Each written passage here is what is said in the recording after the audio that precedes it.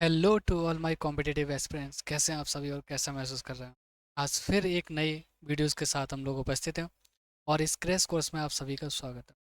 चलिए आज हम लोग स्टार्ट करते हैं अपने नए टॉपिक को जिसका नाम है मैट्रिक्स। और हम लोग समझते हैं क्या इस मैट्रिक्स में हम लोग पढ़ेंगे, क्या इसके अंदर का सिलेबस जो है, कितने क्वेश्चंस आते हैं एनडीए के अंदर, एक्स ग्रुप बाय है ना जो हमारा एयरफोर्स का है, और जो नेवी का एसएसआर है। हमारे जो भी पीजीटी स्टूडेंट जो ट्वेल्थ में है वहाँ पे हमारे पास टॉपिक आता है मैट्रिक्स। वहाँ पे भी कभी शायद उनको कोई समझने में आसानी मतलब जो है समझने में आसानी ना होकर थोड़ी सी कठिनाई रही हो, तो उनको भी हम आसान करने की कोशिश करेंगे, ठीक है ना।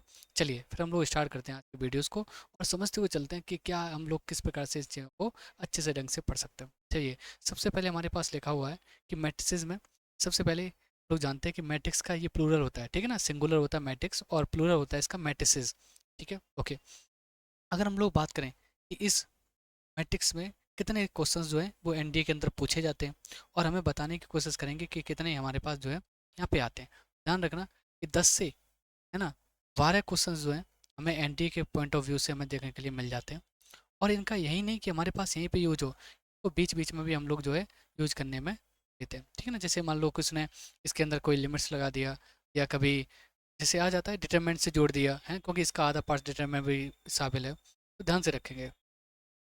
और बहुत अच्छी वेरिएशन बनता है चीज़ों में, ये समझो, ठीक है। ओमेटिक्स का एआई में भी बहुत यूज होता है, क्योंकि वहाँ पे हमें फंक्शंस को चुनना है ना कि कैसे एलिमेंट्स को चूज करते हैं, किस प्रकार से रखा जाए, किस प्रकार से अरेंज किया जाए, कहाँ से है ना, वो चीज़ें बहुत ज़्यादा यूज होता है, ठीक है ना। तो ये हमारा टेक्निकल मैथ्स होता है, ओके।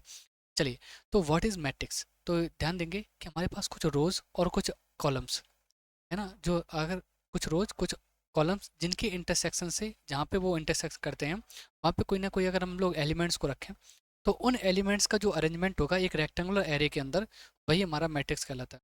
सर आपने पता नहीं क्या बता दिया, मुझे तो नहीं समझ में आया। तो सुनो कैसे एग्जांपल के साथ समझते हैं कि हमारे पास कुछ रोज होती हैं, तो जो हॉरिजॉन्टल लाइंस हैं उन्हें हम लोग रोज बोलते हैं, और जो वर्टिकल लाइन होती है उन्हें हम लोग कॉलम्स बोलते हैं, ठीक है। जैसे हमारे पास कुछ नंबर से ले जाते हैं, क्योंकि नंबर हमें देखने में आसान लगते हैं थोड़े से, ठीक है। चलो मैंने नंबर्स ले लिया, 2 5 3 1 4 7 2 8। मैंने कुछ नंबर्स लिखे तुम्हारे सामने। सर आपने ऐसे ही क्यों लिखे, आपने एक ही लाइन में क्यों नहीं लिखे, या आपने सीधे एक हॉरिजॉन्टल लाइन में ही क्यों नहीं लिखे, आपने वर्टिकल लाइन में ही क्यों लिखे, ऐसा ही क्यों लिखा, तो उसके पीछे का आंसर। तो ध्यान दो, जो हमें ये हॉरिजॉन्टल लाइंस देखने के लिए मिल जा रही हैं, देख रहे हो, देख रहे हो, ये एक हॉरिजॉन्टल लाइंस ये जो हमें देखने को मिल जा रही है, इनको हम जानते हैं रो 1, रो 2 और रो 3 से, ओके। ये हमारे पास जो ऐसे वर्टिकल लाइन होती हैं, ये इनको हम लोग जानते हैं कॉलम 1, कॉलम 2 और कॉलम 3, ठीक है। सर इतनी बात तो हमें समझ में आ गई कि यानी कि जो हॉरिजॉन्टल लाइंस होंगी वो हमारे पास कहलाएंगी क्या, क्या रोज, और जो हमारे पास वर्टिकल लाइंस होंगी उन्हें क्या हम बोलेंगे, कॉलम्स बोलेंगे। सर अब हमें यहाँ पे आपने बताया था कि रोज और कॉलम्स के एलिमेंट्स है ना, उनके इंटरसेक्शन, सर इंटरसेक्शन क्या पार्ट्स मतलब यहाँ पे, जैसे ये अगर हम लोग इनको एक लाइंस बनाएं, अगर हम लाइन से डिनोट करें इनको, तो लाइन से हमारे पास कुछ इस प्रकार से चीज़ें आएंगी। कैसे आएंगी वो समझो, कि इस प्रकार से लाइनें हमें देखने को मिलती कुछ इस प्रकार से, इस प्रकार से देखने को मिलेगी, हाँ सर मिलेंगी। और कुछ इस प्रकार से ऐसे करके मिलेंगी, कुछ इसी प्रकार से तो आया है। देखो हमारे पास ये रही R1, ये रही R2, ये रही सर R3। ऐसे हमारे पास सर ये रहा कॉलम 1, ये रहा कॉलम 2, ये रहा कॉलम 3। और इनके इंटरसेक्शन, सर इंटरसेक्शन यानी कि हमारे पास ये जो देखो, ये जो पार्ट्स देखने को मिले, ये ये ये ये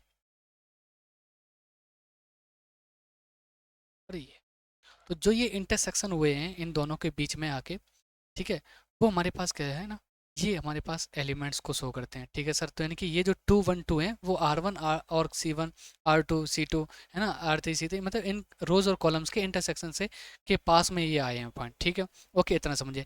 सर फिर आपने पूछ बोला था कि इनको अरेंज भी करना है, तो अरेंज तो हमने कर ही दिया, ऐसे इस प्रकार से सर कर सकते हैं, या वैसे भी आ सकता है, ठीक है, आगे देखेंगे हम लोग। और इनको एक रेक्टेंगुलर एरे में रखते हैं, तो सर ये रेक्टेंगुलर एरे क्या है, सुनो, देखिए इसको हम लोग जब ऐसे करके, ये जो मैंने बनाया है बड़े ब्रैकेट है ना, जो छोटा कोष्ठक मझला कोष्ठक बड़ा कोष्ठक है ना, जैसे हम लोग छोटे कोष्ठक को एक पैरेंथेसिस से भी जानते हैं, कर्ली ब्रैकेट होता है, और फिर हमारे पास स्क्वायर ब्रैकेट होता है। तो ये स्क्वायर ब्रैकेट का ही एक बड़ा वाला टाइप है, ठीक है ना, जिसको हम लोग रेक्टेंगुलर एरे के नाम से जानते हैं। तो एक रेक्टेंगुलर एरे होता है, ठीक है ना, ठीक है समझ रहे हो ना। तो यानी कि अगर हम इसको देखें, तो an ordered of rectangular array, rectangular array with rows and columns, columns, ठीक ना। ये रोज और कॉलम्स के जो हमारे पास रेक्टेंगुलर एरे में जो एक व्यवस्था बनाई जाती है, वही हमारे पास कहलाती है मैट्रिक्स। Okay sir. अब क्या होता है, इनके नाम्स भी होते हैं। जैसे अगर हम कहें कि सर ये भी दो है, ये भी दो है, लेकिन हम बताना चाह रहे हैं कि ये वाला दो, लेकिन बच्चे ने समझ लिया ये वाला दो, तो हम कैसे डिफाइन करेंगे कि सर यही वाला दो है या यही वाला दो है।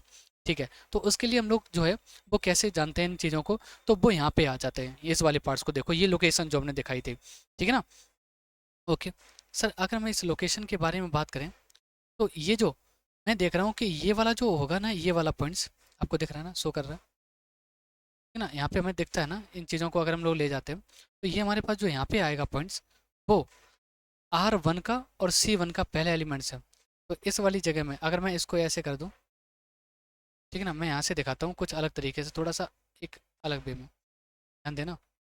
अगर मैं यहाँ से दिखाऊँ इस प्रकार से चीज़ों को, सुनते रहना।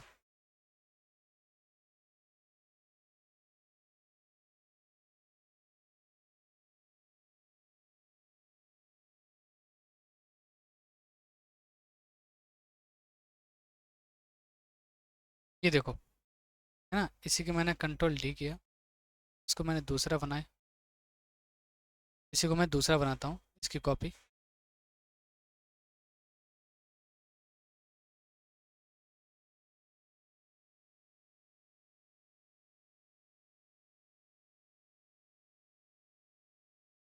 ठीक है, इसकी मैंने एक दूसरी कॉपी बनाई, इसी को फिर मैं एक दोबारा बनाता हूँ।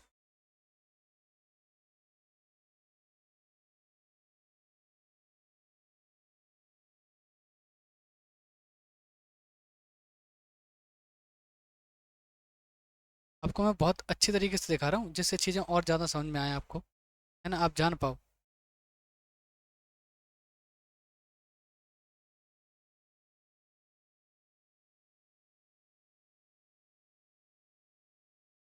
ठीक है ना, मैं ग्राफिक्स को भी यूज कर रहा हूँ जिससे और आप समझो, ठीक, थोड़ा सा ध्यान दो। तो ये हमारे पास कुछ चीज़ें आई हैं यहाँ पे, अगर मैं देखूँ कि इनके इंटरसेक्शन से कुछ हमारे पास चीज़ें बनी हुई हैं, आपको दिख रही ना।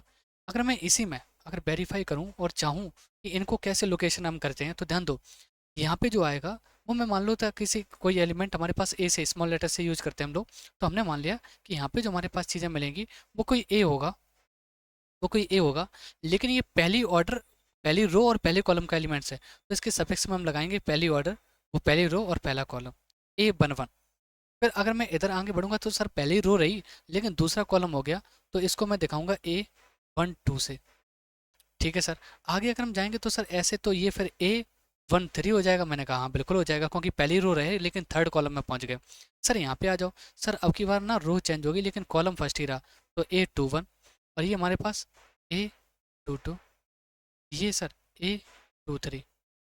सर क्या मैं इसको 3 2 नहीं लिख सकता हूँ? नहीं, क्योंकि हमेशा जो मेथड चलता है वो RC मेथड चलता है, ध्यान रखेंगे। हमेशा पहले रो लिखी जाएगी, फिर कॉलम लिखा जाएगा, तो RC मेथड पे ये काम करता है, ठीक है ना, RC मेथड पे। ओके सर, तो यानी कि ये हमारे पास R पहले, यानी कि 3 फिर 1, और ये हमारा होगा 3 2, ये हमारा कौन सा होगा A33, समझ रहे हो ना। तो मैंने थोड़ा सा दिखाने की कोशिश करी है, आपको समझाने की कोशिश करी है कि कुछ इस प्रकार से हमारे पास चीज़ें जो है वो आने वाली हैं। देख लो कितनी अलग ही वे में हम लोग जो है पढ़ रहे हैं। तो मैंने दिखाया A11, अगर नहीं समझ पाया तो मैंने बोल दिया था, उस हिसाब से देख लेना, ठीक है ना, थोड़ी छोटी जगह थी उसकी वजह से हुआ है ऐसा। तो A11, A12, A13, है ना, इसी प्रकार से, यानी कि पहली रो है तो उनमें सारे पहले फर्स्ट जो है वो सेम रहेगा, लेकिन कॉलम जो है हमारे पास इंटरचेंज हो रहा था, उस हिसाब से आया। ओके, इसी प्रकार से हमने देखा आगे भी A21, 22, A23, A31, 32, 33। Okay sir. अब सर एक ना इसमें ऑर्डर भी होता है, एक ना सर इसमें ऑर्डर भी होता है, और उस ऑर्डर को कैसे लिखते हैं सर, तो जितनी हमारे पास नंबर ऑफ रोज होती हैं, ये मैंने जो R से दिखाया, R into C, है ना, तो अगर मैं R into C करके लिख दूँ, यानी कि number of rows and to number of columns, तो वो हमारे पास इसकी बन जाती है ऑर्डर। सर कैसे, अगर मैं देखूँ यहाँ पे 3 रो थी और 3 कॉलम थे, तो यहाँ पे इसकी ऑर्डर जो हो गई वो इसको पीछे की तरफ लिखते हैं हम लोग और दिखाते हैं ऐसे 3 into 3 से, ठीक है, 3 by 3 से। तो ये हमें शो करता है कि एक ऐसी मैट्रिक्स है जिसके अंदर 3 रो हैं और 3 कॉलम है, ठीक है, समझ रहे हो, यानी कि 3 रो हैं और 3 कॉलम है। ओके। और ये हमारे पास कहलाती है लोकेशन। तो अगर मैं यहाँ से इसको सिलेक्ट करूँ, ठीक है ना, अगर मैं यहाँ से इसको सिलेक्ट करूँ,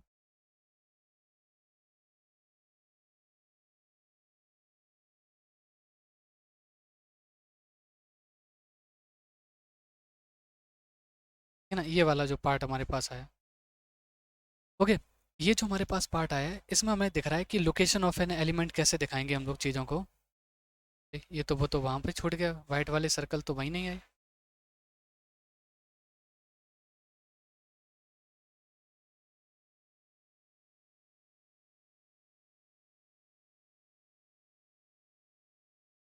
चलो कोई बात नहीं, यानी कि हमारे पास ध्यान दो, तो ये हमारे पास जो आया था, मैं यहाँ पे लिख दे रहा हूँ सही से थोड़ा सा समझने के लिए।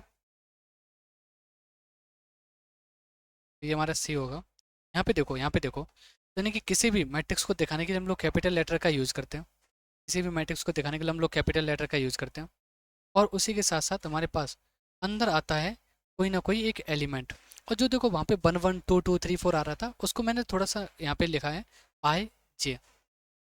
देखिए आई दिखाएगा कि वो किस रो में है, और जे दिखाएगा कि वो किस कॉलम में है, और उसकी कोई ना कोई एक ऑर्डर होगी एम इन टू एन। तो ये जनरल फॉर्म होती है, ये जो हमारे पास होती है वो जनरल फॉर्म ऑफ मैट्रिक्स। ये हमारे पास जनरल फॉर्म ऑफ मैट्रिक्स होती है। अब sir location of an element, जो कि हमने तुम्हें पीछे दिखाया ही था, कि अगर मान लो मैंने लिख दिया ऐसे करके 8 2 3, तो इसका मतलब है सर ये जो एलिमेंट है, एलिमेंट ऑफ, इसका मतलब हो गया element of second row, second row and third column, तो इसका मतलब हो गया कि ये जो एलिमेंट है वो सेकंड रो का है लेकिन थर्ड कॉलम का है। ये हमें बात यहाँ से समझ में आती है। अगर सर मैंने लिख दिया A5 3, तो इसका मतलब हो गया element of fifth row and second column, तो सॉरी थर्ड कॉलम, क्योंकि यहाँ पे 3 बना, ठीक है। तो अगर मैं यहाँ पे लिखूँ थर्ड कॉलम, ठीक है ना, तो ऐसे करके हम लोग उसकी लोकेशन को दिखाते हैं। और ये बहुत ही ज़्यादा इंपॉर्टेंट वाला पार्ट्स है। अगर मैं कभी ऐसे लिख दूँ कि हमारा कोई भी एक ए आई जे है, वो कुछ इस प्रकार का है, ट्वाइस ऑफ आई प्लस जे, मैंने इस प्रकार से लिख दिया तुम्हारे सामने कि ए आई जे इजक्वल टू 2 i + j। तो इसका मतलब हो गया, यानी कि ये आयत रे जेथ कॉलम का तो एलिमेंट्स होगा कोई, लेकिन उसमें जो हर एलिमेंट जो होगा वो ना इस फॉर्मेशन का होगा, इस फॉर्मेशन का होगा, ठीक है ना। जैसे अगर मैंने तुमसे कहा कि एक हमारे पास 2/2 का, या ऐसे कर देता हूँ मैं 2/3 का, एक 2/3 का एक मैट्रिक्स है, एक 2/3 का मैट्रिक्स है ना, एक 2/3 का मैट्रिक्स है, लेकिन इसके अंदर जो उस एलिमेंट, जो उसके अंदर एलिमेंट्स आ रहे हैं वो कुछ इस फॉर्मेट के हैं, वो कुछ इस फॉर्मेट के हैं। तो हमें कैसे उस चीज़ को है वो दिखाना पड़ेगा, चलिए देखते हैं। तो यहाँ पे हमें दिखाना पड़ेगा, तो सबसे पहले 2/3, यानी कि हमारे पास सर इसमें 2 रोज होंगी, R1 और R2, और 3 कॉलम होंगे C1 C2 और C3, और कहीं ना कहीं इसके ऐसे इंटरसेक्शन मिले होंगे हमें, ऐसे ये। तो सर यहाँ पे जो एलिमेंट आया होगा वो A11, सर यहाँ पे जो एलिमेंट आएगा वो A21, यहाँ पे जो एलिमेंट आया होगा वो A12, यहाँ पे A22, यहाँ पे A13 और यहाँ पे A23। हाँ सर बिल्कुल सही बात। तो सबसे पहले अगर हम लोग A11 की बात करेंगे, A12 की बात करेंगे और A13 की बात करेंगे, फिर हम लोग बात करेंगे A21 की, A22 की, A23 की। तो सर ये जो 1 और 3 है यही तो आई और जे को दिखाएंगे, ठीक है। तो 1 + 1, क्योंकि देखो यहाँ पे रखो इस आई, इस वाले फॉर्मेशन, क्योंकि ये फॉर्मेट है उसका, उस एलिमेंट का फॉर्मेट है। तो अगर मैं यहाँ पे रखूँ तो 1 + 1 2, 2 2 = 4 हो जाएगा, ठीक है। फिर मैंने यहाँ पे 1 2 डाला, 1 + 2 3, 3 2 = 6, 3 + 1 4, 4 2 = 8। ऐसे अगर मैं यहाँ पे देखूँ इस वाले पार्ट्स में, इस वाले पार्ट्स में देखूँ, तो मुझे देखेगा 3 3 2 = 6, फिर 3, देखिए ये भी हमारे पास 3 बन रहा है, 1 2 वाला पार्ट्स हो ये, सॉरी ये 2 2 वाला पार्ट हो, हाँ 2 2, तो 2 2 4, 4 2 = 8 हो जाएगा, और यहाँ पे 6 6 2 = 12 हो जाएगा, और 2 3 5 2 = 10 हो जाएगा, 2 और 3 5 हुआ ना, 5 2 = 10 होगा। तो ये हमारे पास कुछ आएगा। अगर हम इसको फॉर्मेशन में लिखना चाहें तो हम ऐसे लिखेंगे, फिर 4 6 8 और 6 8 और 10, तो यहाँ पे हमारे पास इस प्रकार से फॉर्मेट हमें देखने के लिए मिल जाएंगे, समझ रहे हो। हो जाएगा 4 6 8, क्योंकि ये ऐसे लिखा है ना, तो 4 6 8 और 6 8 10 ऐसे मिलेगा। इसको रफ कर दो नीचे वाले को, कि वो हमारे पास नीचे चला जाएगा, वो तो 3 1 में चला जाएगा सर, लेकिन हमारे पास तो 8 2 1 है, तो ये हमारे पास यहाँ पे हो गई रोज़ 1, ये रो सेकंड, और इसकी अगर हम ऑर्डर देखेंगे तो वो हमारे पास कितना हो जाएगा, 2 y 3। समझे ना, कि समझे कि नहीं कि एक कैसे लोकेशन निकलती है, कैसे एक पार्ट को दिखाया जाता है ना, क्या मैट्रिक्स है, वहाँ पे रो क्या होगा, कॉलम क्या होगा, एलिमेंट्स कितने होंगे, बहुत सारी चीज़ों को हम लोगों ने डिफाइन किया है ना। समझ में आया कि किस प्रकार से चीज़ें चल रही हैं, है ना। ओके, चलिए अब हम लोग थोड़ा सा और आगे बढ़ते हैं और समझते हैं कि आगे क्या हमारे पास टॉपिक में है। ठीक है, तो आगे हमारे पास लिखा है find the number of elements when order is given. अगर मान लो कि उसने कहा कि इसकी ऑर्डर एक मैट्रिक्स है, इसकी ऑर्डर ये है, तो बताओ इसके अंदर नंबर ऑफ एलिमेंट्स कितने होंगे।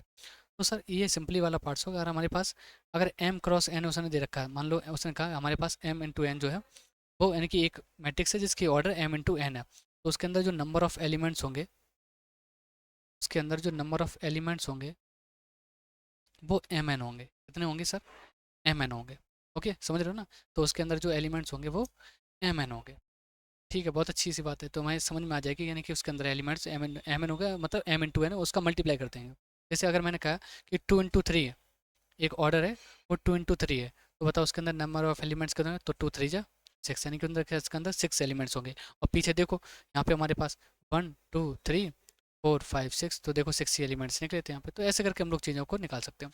अगर उसने कह दिया, मान दो उसने कह दिया हमारे पास कि उसकी जो ऑर्डर है वो 3 इंटू 4 है, तो उसके अंदर बताओ नंबर ऑफ एलिमेंट्स कितने होंगे, तो हम लोग लिख देंगे 3 4 जा 12, इसके अंदर 12 एलिमेंट। उसने हमारे पास कह दिया कि अगर हमारे पास जो है ये 6 इंटू 5, यानी कि इस प्रकार से लिखा हुआ है, यानी कि उसके अंदर जो नंबर ऑफ एलिमेंट्स होंगे वो कितने होंगे, 30 होंगे। तो ऐसे करके हम लोग बता देंगे, यानी कि अगर हमसे एलिमेंट्स देखे, वो नंबर ऑफ एलिमेंट्स देखें और हमसे, है ना, नंबर ऑफ एलिमेंट्स पूछे लेकिन हमें ऑर्डर दे रखा हो। ठीक है, चलिए अब आगे हम लोग देखते हैं कि ये इस प्रकार से, ये क्वेश्चन थोड़ा अच्छा है और समझने वाला है, ध्यान से देखना इन चीज़ों को कैसे होगा। तो ये यहाँ पे हमारे पास 4 इंटू 3 है, 4 बाई 3 है। ठीक है, ये हमारे पास 4 बाई 3। तो how many matrices are possible of order 4 by 3 with each entry either 1 और -1। ये थोड़ा बहुत अच्छा क्वेश्चन है और इसको समझने की कोशिश करेंगे। ठीक है, तो उसने हमसे कहा है कि ऐसे मैट्रिसेस कितने पॉसिबल हो सकते हैं, यानी कि अब हमसे पूछा है नंबर ऑफ मैट्रिक्स के बारे में।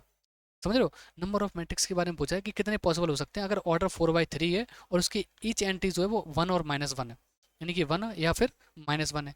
तो मैंने देखा ठीक है, यानी कि जो भी चूज किया जा रहा है वो 1 और -1 से किया जा रहा है, लेकिन जो उसकी ऑर्डर है वो 4 बाई 3 है। तो इसकी जो अगर फोर ऑर्डर जो है वो 4 बाई 3 है, तो इसके अंदर जो नंबर ऑफ एलिमेंट्स होंगे भैया जी, इसके अंदर जो नंबर ऑफ एलिमेंट्स होंगे वो कितने होंगे, 12। हाँ जी बिल्कुल सर, कि 12 होंगे यहाँ पे आगे। अच्छा, अगर नंबर ऑफ एलिमेंट्स 12 होंगे तो वो जो 12 लिए गए होंगे वो 1 या -1 में से कोई ना कोई आया होगा। ठीक है, तो हमारे पास क्या होता है, इनकी इसके लिए डायरेक्ट ध्यान रखना, यहाँ वैसे तो ये कॉम्बिनेशन वाला पार्ट है, वहाँ से छांटने की कोशिश की जाती है और फिर वहाँ से ऐसे ऐसे केस बनते जाते हैं। तो यहाँ ध्यान देंगे तो हमारे पास क्या है कि जितने भी नंबर ऑफ, यानी कि इसका जो एग्जैक्ट फॉर्मूला है यहाँ पे ध्यान रखेंगे, क्योंकि इसको आगे भी हमें यूज़ करना है। तो number of entries, number of each entries किस में से ली जा रही है, यानी कि वो सेट में कितने नंबर ऑफ एलिमेंट्स हैं, तो जो सेट है उसमें कितने नंबर ऑफ एलिमेंट्स हैं। तो नंबर ऑफ लोग देखेंगे, यानी कि अगर हम यहाँ से ध्यान दें, नंबर ऑफ एंट्रीज कर दो, यहाँ पे एंट्रीज ही लिख दो, क्योंकि एंट्रीज अगर हम एलिमेंट्स लिख देंगे तो फिर कन्फ्यूजन हो जाएगी कि सर वो एलिमेंट्स वाली बात हो रही है या वो वाली एलिमेंट्स वाली बात हो रही है। ठीक है, ठीक है, तो नंबर ऑफ एंट्रीज की होल पावर जो है, नंबर ऑफ एंट्रीज की होल पावर जो होगी वो ऑर्डर हो जाएगी। तो पॉसिबल ऑर्डर जो भी हमें दे रखी है, अगर ऑर्डर्स होते हैं तो हम उस ऑर्डर्स के हिसाब से चलते। मान लो 4 बाई 3, 3 बाई 4 भी होते तो दो केस वैसे बनते। समझ रहे हो, अभी आएंगे वो भी क्वेश्चन आएगा। यानी कि इस प्रकार से हमारे पास तो नंबर ऑफ एंट्रीज हमारे पास कितनी है, 1 और -1, इनकी 2 है सर, 2 है। और पॉसिबल ऑर्डर कितनी लिखी है सर, 4 बाई 3 लिखी है। चलो, 2, 4 बाई 3 का मतलब हो गया 12, और 2 की पावर 12 की वैल्यू होती है, ये अंदर ले लो, 4 अंदर ले लो, 3 बार कर दो, तो 16 बना, 16 का क्यूब 40 96, तो ये हो गया 4096। तो यानी कि ऐसे 4096 मैट्रिसेस बन सकते हैं अगर मैं 1 और -1 की एंट्री लूँ और वो 4 बाई 3 के बनाऊँ। समझ रहे हो, तो ऐसे कॉम्बिनेशन हमारे पास ये कॉम्बिनेशन का ही एक पार्ट है, लेकिन वो एक मैट्रिक्स के अंदर डाल दिया गया है। तो मैंने वहाँ पे तुम्हें डायरेक्ट रिजल्ट लगा दिया है कि जो भी नंबर ऑफ एंट्रीज हमें जहाँ से लेनी है, तो 1 और -1 यानी कि 2 है। ठीक है, और जितने भी पॉसिबल ऑर्डर हमें दे रखे हैं उनके सभी केस बनेंगे। ठीक है ना, तो इस प्रकार से हमारे पास ये चीज़ें आती हैं। अब आगे अगर मान लो कि इस प्रकार से उसने कह दिया कि find the possible orders when elements are given, यानी कि हमारे पास बताइए कि अगर एलिमेंट्स जो हैं, एलिमेंट्स गिवन हो, एलिमेंट्स गिवन हो और हमसे ऑर्डर पूछे जाए, तो सर ऐसे तो हम बिल्कुल बता देंगे, उसको मल्टीप्लाई कर लेंगे। तो अगर मान लो मैंने कहा 6 एलिमेंट्स हैं, तो फिर अब 1 इंटू 6 ये भी बन सकता है, 6 इंटू 1 ये भी बन सकता है, 2 इंटू 3 ये भी बन सकता है और 3 इंटू 2 ये भी बन सकता है। तो ऐसे चार जो है हमारे पास जो है ऐसे ऑर्डर्स बन गए। लेकिन हमारे पास एग्जैक्ट चाहिए होगा, तो चार यानी कि या ऐसा हो सकता है, या ऐसा हो सकता है, या ऐसा हो सकता है। तो चार केसेस हमारे सामने निकल के आएंगे। तो ये हमारे पास, मैंने इसको नंबर सिस्टम से भी थोड़ा कनेक्ट किया है, उन चीज़ों को हम लोग समझेंगे और इसको हम लोग देखते हैं कि है ना, फिर आगे की क्लास में। ठीक है, चलिए।